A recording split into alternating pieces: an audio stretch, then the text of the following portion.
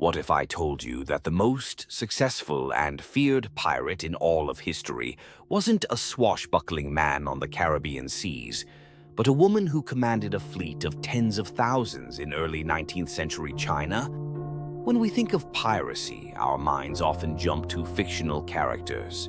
But the story of Zheng Yisao, more commonly known as Ching Shih, makes those fictional tales seem pale by comparison.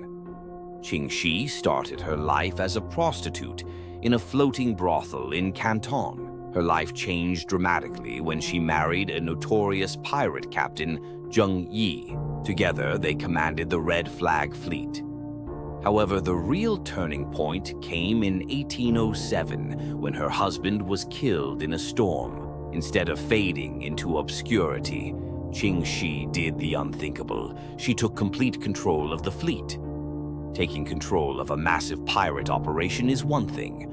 Organizing it into a professional, disciplined navy is another. Ching Shih realized that chaos would eventually lead to their destruction. To prevent this, she implemented a strict code of laws, a framework that turned her collection of outlaws into a disciplined fighting force. Her code was remarkably sophisticated and brutal, stealing from the common store, disobeying orders, or keeping loot for oneself without permission was punishable by death. Interestingly, she also implemented rules regarding the treatment of female captives, ensuring they were protected from violence, which was incredibly progressive for the time. Under her leadership, the Red Flag Fleet became an unstoppable force. At its height, her fleet commanded hundreds of ships and upwards of 40,000 pirates. She didn't just plunder coastal villages, she challenged the greatest powers of her day: the Chinese Qing dynasty, the British Empire, and the Portuguese Navy all attempted to destroy her, and all of them failed miserably. She fought them simultaneously, utilizing clever maritime tactics and sheer overwhelming numbers to defend her territory and her interests.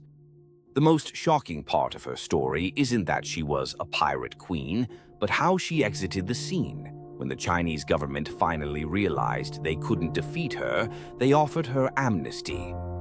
In a move of brilliant political negotiation, Ching Shih agreed to retire, provided she and her pirates could keep their loot and their freedom. She essentially negotiated a peaceful retirement from piracy, walking away from her life as a warlord with all her wealth intact.